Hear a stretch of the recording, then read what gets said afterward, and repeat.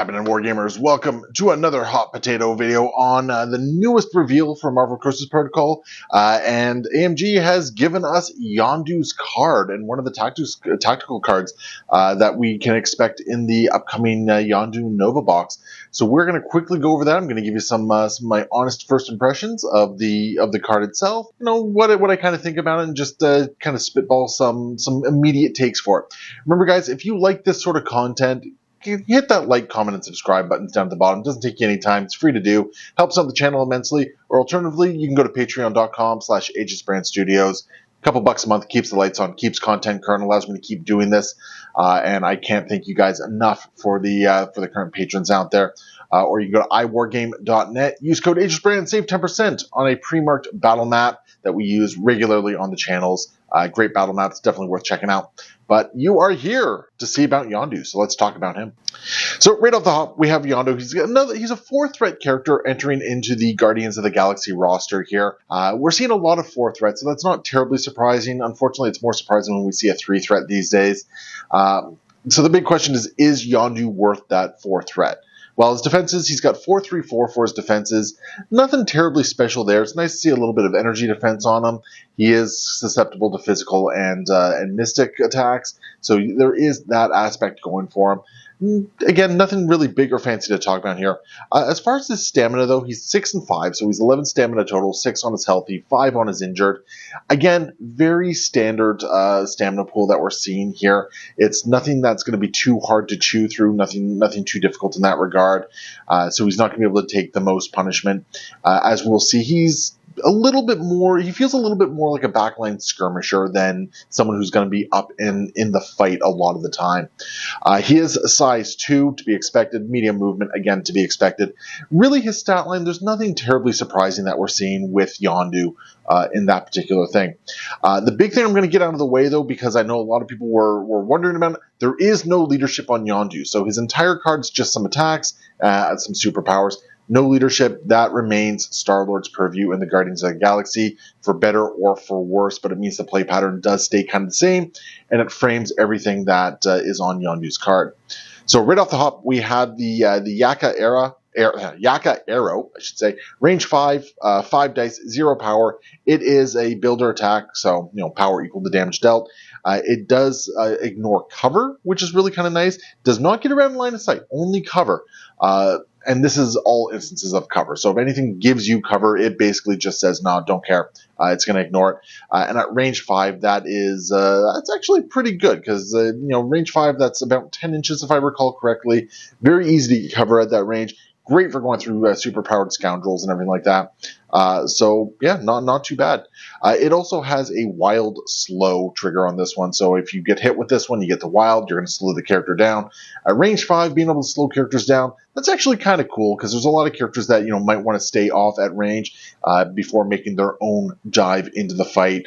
Looking at Namor, he loves doing that, and if you slow him down before he gets the chance to sort of choose where the fight happens, that's actually kind of a big deal. Yondu can really take advantage of that. Next up, we got his Spender attack, Whistle While You Work, range 4, 6 dice, 4, 3 power. It's got a wild pierce. We know what it does. You're going to change the result of successful physical defense or defense into a blank. But then it also has a Yaka mastery with his wild and a hit, I believe. Yeah, wild hit. Now this one's an interesting one, because if you get the Yaka mastery trigger off, what's going to happen is you're going to be able to make another Yaka mastery attack targeting another character within range 3 of the original target character. There is one other caveat on here. You cannot target a character that has already been targeted by a Whistle While You Work. So what's going to happen in this whole thing is you can basically create kind of a weird daisy chain type thing. If a bunch of enemy models are positioned together, you get this trigger off, you can target another one, and so on and so forth, as long as you don't go back and you target one that's already been hit by the Whistle While You Work attack. So it's only 6 dice, so it's not going to decimate an enemy team, but it's not the hardest trigger to get off either, especially with some of the tech that Guardians have access to. Going to be a very interesting one. Probably be very common for him to be able to hit 2, maybe 3 characters, I think. Don't go banking on it, but it's a great way of doing it. And for 3 power, you can get a lot of mileage off it. When it triggers, you're going to be getting some good mileage on it. He does have a hit and run active superpower for 2 power. Now, unfortunately, unlike Elsa, this is a once per turn type of deal. He can make an attack action followed by a movement action. Going to be very slippery, very hard to pin down as a result. He's going to be able to move around a lot, which, I mean, it's going to be great for Yondu. And that's why I kind of see him as a skirmisher type character. We also have a reactive Ravager Code, Steal Everything for 1 power. This one's kind of a neat one, because basically what's going to happen is when an enemy character within 2 would drop 1 or more objective tokens, you can spend 1 power on the superpower. Move 1 of those objective tokens to the token the chosen character is holding to this character. This character is now holding the token. So what I find really interesting about this one, sorry, I'm looking at the screen quite a bit because I want to make sure I kind of get this information right, this initial stuff. I'm not seeing anything about it being an enemy token or an allied token, which is kind of cool. So I don't know if this would work, but if I'm reading it correctly, I think if someone drops it in the cleanup phase, you might be able to grab it that way. I'm not 100% sure on that one. That's not where the money's going to be anyway, and if that's not how it works, that's not how it works. So do not take this as a gospel on that one. But because you're moving an objective token from the chosen character to Yondu, you can. It's basically it's a mission objective. You're moving a token over, which is really kind of cool. And you can't use it, you can't hold more tokens than the crisis would allow. The other really interesting thing about this is that I don't believe I'm seeing a limit on this. It's not a once per turn type of deal. Now, it is also one of those things where, unfortunately, you can't stack multiple activations on the same one. It's kind of like if I'm reading it correctly, it's kind of like a paid damage reduction type thing where the trigger is happening where somebody's going to drop tokens. Yondu can save 1 of them type deal. He can't pay multiple power and save and grab multiple tokens. So you can't steal a whole bunch of hammers, for instance. He has Quick Draw, which is a reactive power for 2. Now, basically what this one is if he is attacked and the attacker is not within 2, basically Yondu can, instead of rolling his regular defense, he rolls 5 defense dice, and if he doesn't take any damage, he will deal some damage. He'll deal 2 damage back to the attacker. So it's not guaranteed, gives you a little bit more defense dice. And you can potentially ping them back. We've seen this on other characters. I like it. When it works, it's great. When it doesn't work, it's extra dice. Then he has an innate superpower, the Pirate's Way. This is, while this character is holding 1 or more objective tokens or contesting a secure objective, so basically doing what he wants to do, holding objectives and all that sort of stuff, you get to reroll 1 attack die or defense die. So this is really, so he's got this innate reroll that's very easy to get. You're always going to be trying to get around the objectives. Remember, you can contest an extract objective. Just because you're not holding it doesn't mean you can't contest it. Something to keep in mind with researcher, or if an asset or civilian is still on the table, you can still contest it. And yeah, it's a very easy way to get a single reroll in there. It's a very easy way of trying to power through and generate more of his triggers, which is really great. So yeah, that's his basic card. If I'm reading everything right, it doesn't look like anything changes on his injured side here.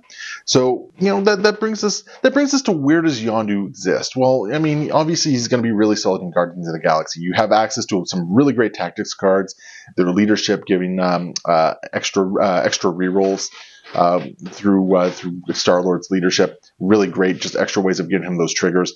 Galaxy's great is giving him an extra attack or defense die after he's been wounded. So just little ways of continuously powering up, and the range band he works on is just fantastic to stay out of threat range of the enemy characters. He can really harass a bunch of guys, which is really kind of solid. Does he exist well in other factions? Well, I mean, 4th Threat is a very highly competitive one. Off the top of my head, he's not entirely power-starved, so I don't think you necessarily need to run him in an affiliation that wants a lot of power. Having said that, I mean, you toss him into, like, say, a Red Skull 1 Cabal, and you get a whistle while you work, and you could potentially, like, pay back the power spent on it if you get the triggers off, which is kind of a cute little way of doing things. Not too bad. He doesn't even really need to be in a Steve 1 leadership. Like, having those discounts is kind of nice, but it's not going to be the crux of what makes Yondu good or bad in that particular instance. So I think anywhere where you're going to really be able to mitigate and take the most advantage of his attacks and his kit, re-rolling into the Yaka Mastery, getting those slows, all those sort of things, that's kind of what you want to be doing with Yondu.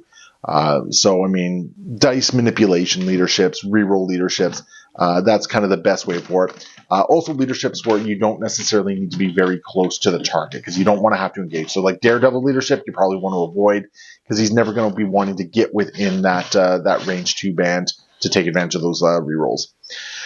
So, he also has a tactics cards called Plundered Goods. It's unaffiliated, it's active. It calls out Yondu Udonta specifically, so if we get another version of Yondu, probably works. It's going to be 2 power to play the card. This round, when an allied character attacks an enemy character within 3 of an allied Yondu, if the enemy character is holding 1 or more objective tokens, the allied character may reroll up to 2 dice in its attack roll. Additionally, when an allied Yondu attacks an enemy character contesting or holding 1 or more objective tokens this round, after the attack is resolved, he gains 1 power. It's a very Yondu-specific card, but it's a card that really helps Yondu get his kit off and do the things he wants to do. Adding dice to your attack rolls just give you more opportunities to get those triggers off, which is great.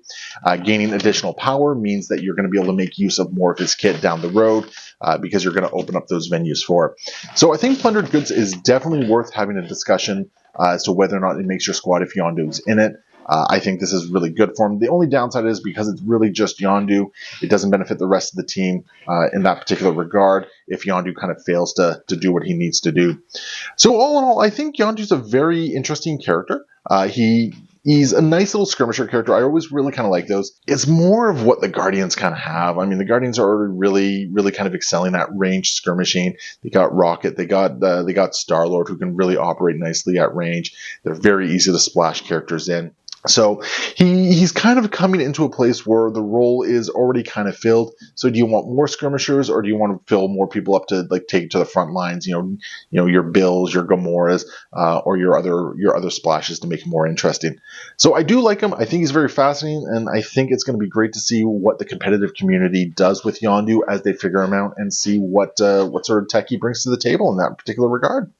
So there we go. Share your comments below. Let us know what you think about Yondu, what you like about him, if you think it's a miss, if you think it's a hit, or if just in general you like him and you want to use him, or if you think I was completely off base. Let's hear it in the comments, and we'll see you next time. Happy wargaming.